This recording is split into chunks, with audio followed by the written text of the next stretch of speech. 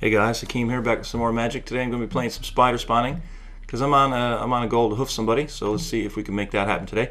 Our opening hand has three basics: a Golgari Gilgate. We got the Tier 2 Wayfinder to dig for another black source and be able to cast our Dead Reckoning. Plus we're only 1 mana shy of being able to cast Arbor Colossus, and we're on the play, so we're going to keep this hand. So we'll just drop the gate into play and pass it on over to Zinc 90. Must be because that's how many cards he likes to play in his deck.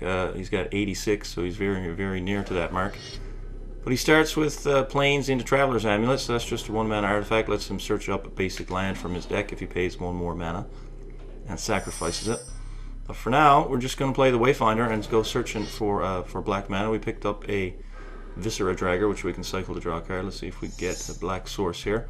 Drop the Spawning and a Nemesis into the yard. We'll grab the Swamp. And we'll pass it back to Mr. Zinc over there. So I doubt there's going to be any need for me to cast this on the next turn, but I do have a nice big juicy creature in there, 5/5, that I can target with it if he when he plays something scary eventually. He's picked up an island off his Traveler's Amulet, so he's playing Azorius so far. But with that many cards in his deck, it's usually one of those 5-color. I want to say good stuff, but probably isn't. So we'll just get the swamp into play, swing for 1 here, and we'll have the Viscera Dragger cycling available on our opponent's turn. We'll just keep our mana open, though, no reason to tap it right now. See if he's playing another color. It doesn't look like it so far. He's just playing white-blue by the look of it. And he plays a Frostlink, so he's going to keep my Wayfinder locked down for a turn, which is fine. It's just a 2/2, so yeah, for our Frostlink enters the battlefield, it gives it targets a creature and it doesn't untap during that controller's next untap step. Picked up a Dead Reckoning and another Viscera Dragger. Honestly, I think I might just hardcast this one. 3/3 is a half decent size. Shouldn't I do that? Yeah, I'm just gonna hardcast it. If I pick up a Graveborn Muse, then he's a zombie, so I'll start drawing some extra cards. But I mean, 3/3 is not the worst thing in the world to have on the board. So let's see what else Zinc is planning to do. He's going to play a Guard Gamazoa, so that's a little bit annoying. I might actually have to kill that, but I'll probably do it with the Monstrosity on Arbor Colossus. So no sense swinging into that because it prevents all combat damage that would be dealt to it. So I will just get the big old 6/6 Reacher into play. And then next turn I can activate the Monstrosity, become a 9/9, kill the Gamazoa, and we can start attacking. So let's pass it back. Yeah, the goal here today, though, the reason I'm playing Spider Spawning is I do want to hit somebody with a Craterhoof Behemoth. Haven't done that myself on camera yet. Now he's playing a Banisher Priest, so gonna have to kill the Banisher Priest first with one of these. Probably will just use the Dragger, since when I top deck it I can cycle it and draw the card that I would have drawn. So do I just play this, I wonder? How many creatures in the yard? 2. I'll have to start sacrificing dudes. I could just sacrifice himself and then use Dead Reckoning to pick him back up. So yeah, I think I'll just kill the Banisher Priest with this, actually. So let's just do that. Get our 6/6 back. Slows us down by a turn. But again, there's no sense attacking when he's got the basically, upgraded, souped up Fog Bank there. But again, I can monstrous this. I'm obviously going to sacrifice this first and keep my flyer. But don't have any problem sticking this guy in the graveyard, sacrificing him to his own ability, and then using this to kill something with him, and then top decking him to kill something else. So for now, that trigger will go on the stack, and we will sacrifice the 1/1. Our opponent's only got 1 white mana available, so he could have a Cloud Shift or a God's Willing for this. Hopefully he doesn't, but let's just go monstrous here pre-combat and try to knock that out of the air. See if he's got the protection for it. He doesn't, so now we can just swing with everybody here, and this is an attack for 18. It's pretty large, so he's probably going to have to block the 9/9 there. Yeah. Yeah, I'll just put the swamp into play and pass it back. So our board's pretty big now. I'm going to have to sacrifice a creature. But honestly, I've got the Dragger in the graveyard, so I can sacrifice the other one and I can bring them both back for a turn with haste, and that might be the play. Let's see if he plays anything. He doesn't. He doesn't play anything. So I'm going to leave those guys in the graveyard. He could have like Vapor Snag or something like that. If he's got a bounce spell, then honestly he would bounce the 9/9, presumably. And if I unearth the two guys, that's 6 plus the 5 from Shadowborn. So yeah, I think I will unearth them. If he's playing Hysterical Blindness, then that'll be pretty, you know, well, hysterical. Other than that, or Safe Passage is another one that he could have. So we'll see. You know, I'm playing right into those fog effects, playing around a bounce spell, but the fog effects will blow me out. Hysterical Blindness, he is playing it. What a motherfucker! Are you fucking serious? Yep. That is hilarious. That is honestly hilarious. So anyway, let's just see what else he's managed to do. He's down on 5 life now. I mean, he can Hysterical Blindness all he wants on this turn. He's still just going to die. He's playing a 1/1 Crusader of Udric. You know, power and toughness equal to the number of creatures you control. Now he's only got the 1 white mana open, but I'm going to have to sacrifice the Shadowborn Demon, which is pretty annoying. But I'm going to pick it back up. Kill that. Well, I'm not going to pick it back up. I'll top deck it next turn, and we'll get in for 9. And by the look of it, that's all he can do. So there you go. Yeah, probably should have sacrificed the Arbor Colossus there, to be perfectly honest, because if he had a Cloud Shift or a God's Willing, he could have chump blocked my my other guy. He could have chump blocked my Colossus. You know, in response to the removal, he could have dodged it with the protection spell, and then lived for another turn. Whereas if I had just sacrificed the Arbor Colossus, I had him. I had a 5-power flyer that could have sailed over the top. So anyway. It's Hysterical Blindness, yeah, when I unearthed my guys. That was pretty funny. Yeah, playing around a bounce spell and got my 2 unearthed guys blown out. That was hilarious. But anyways, let's play another game, see if we can get the old Crater Hoof going on.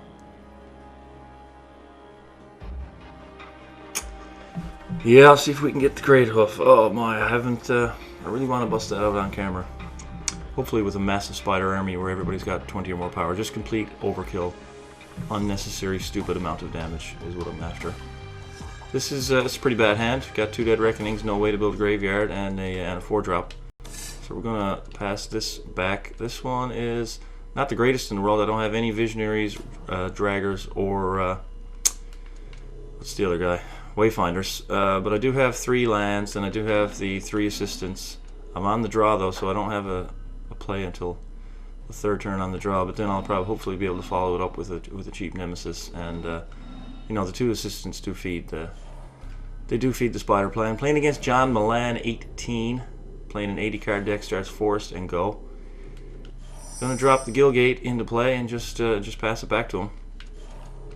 Would love to pick up a Wayfinder or a Visionary or something, or a Viscera Dragger, just to always, you know, the reason I have 12 of those in the deck is I pretty much always want to have something to do on turn 2 that replaces itself, but we don't pick it up, so I'm just going to play another gate since we don't have a turn 2 play. And again, pass it back to Mr. Milan, who's so far only played Forests, and is continuing to do so, but he doesn't have any actual plays, which is okay. It's fine by me. Let's put a Forest into play, and now let's start dumping stuff into the graveyard off these assistants. If he doesn't start putting creatures into play pretty soon, these assistants, they got 3 power, so they hit pretty hard. Threw 2 land in the graveyard and a Nemesis Immortals, so that's this guy's a 5-drop now. So let's see what he does. He's playing red in his deck. Okay, never saw that coming. But again, he doesn't have a play. So I'm just going to swing on in here. You know, if he kills it, that means my Nemesis Immortals will be a 4-drop, and I can play it this turn. So if he's got a shock or something like that. He doesn't do it though, so we're just going to get another one out there. So that's you know, 6 power on the board. The guys hit pretty hard against do-nothings. Managed to knock 3 cards into the graveyard, or 3 creature cards into the graveyard, which is pretty good. And get the swamp into play again. Let's find out if he's playing any creatures in his deck or what he's doing. He's on 5 mana. He's just going for a Pitchburn Devils. It's not a card you see very often. 5 mana, 3/3, and when it dies, deal 3 damage to target creature or player. So I'm just going to swing on into that. I don't mind him blocking and killing one and then shooting 3 at the other one. That's just more spider tokens down the line. And I'll get 3 damage through to bring him down to 14. So that's going to be 6 bodies in the yard. I don't think I want to spawn yet, though. You know, just gonna drop a 5/5 into play. Get that on the way, and then probably spawn next turn. I can actually activate the monstrosity on this at the end of his turn, so I'll have a 10/10 for 5 mana. He's going to play a volcanic geyser. That's not enough to kill it. Now he's playing Nessian Asp, which is another creature with monstrosity. It's 4/5 reach. Monstrosity costs 7, I believe. Yeah, and it's a monstrosity 4. But I'm actually just going to activate this here now and swing at him for 10. Now his volcanic geyser is going to have a very difficult time catching up with that. He's going to need 12 mana. I don't think he'll get that far. So let's just come in at him for 10 here. He might have to, no, he's just taking all 10. And then we'll put a Necromancer's Assistant into play. Build up the graveyard a little bit more. Knock 2 creatures in Dead Reckoning. And yeah, so let's pass it back. And I think next turn, I'm not just going to hold off on this spawning until such time as I need it. But he's playing a Palaka Worm. He's playing a Palaka Worm, so he could double block my 10/10 now. He could do that, and I would just kill. I would trade with the Palaka Worm. Then he'd have the Reacher going on. Picked up another assistant.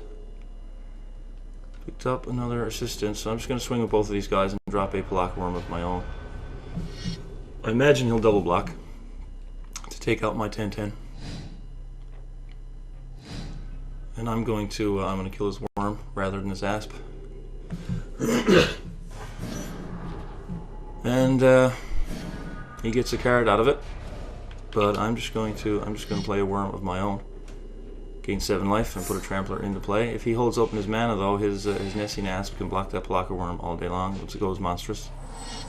But then I can just start going wide with this. And like you say, I don't mind losing the 10/10. It's just another spider token, and it took out his Palaka Worm, you know. Now he's paying the monstrosity cost at sorcery speed, which is fine, you know. And he's playing an Elvish Pioneer. And taking a land from his hand and plays down 2 cards in hand. He has 9 mana on the battlefield, so that means his volcanic geyser is pretty big now. But it's probably just spider time, you know. Visionary into 1, 2, 3, 4, 5, 6, 7, 8, 9 spiders, and let's just go wide around them. But I will play a Visionary first. See what we pick up. Okay, and pick up a land. Yeah, let's just make some spiders. Next turn we can just swing with everybody, depending on what he does. I imagine he'll volcanic geyser that 7/7 trampler. But we got 9 spiders, plus 2 little guys. So even if he kills the worm, we've got 11 creatures. Love to top deck a Craterhoof. Would love to, because, you know, that is the goal of the episode, and I've got quite the formidable force there. So unless he gains some life here, I've got the 9 spiders and the 2 little dudes. And if he's tapping out for a volcanic geyser for X equals 7 to kill the worm, then he won't be able to gain any life because all his mana is spent. So I'll get a card here. Give me a Craterhoof. Come on, Craterhoof. No Craterhoof. He's not in the graveyard, is he? No, he's not. But he's dead now because he can only block 2 of my 11 guys. So that means that he takes 9 damage, and he's on 8. So he's just dead 2 spiders. It's pretty much the reason I never used to play Beastmaster Ascension in this list. So most times you make enough spiders, you can go wide. You don't need the +5/+5. So, oh, are you fucking kidding me? He's dead anyway, you know, but I am playing this. Oh, yes. Oh my god, the game has smiled upon me today. They knew I wanted to deliver a hoofing, and here we go with an army of monstrous trampling spiders. Anyone want to do the math on that and let me know how much it is? I'm not going to do it. I'm just gonna revel in the fact that that thing came off the fucking top. How sweet is that? Okay, hoofing delivered on camera. There you go. There you have it. And I'm like George Costanza now. I'm going to go out on a high note. That's a perfect way to end the episode. So thanks for watching, and I'll see you for a different deck tomorrow.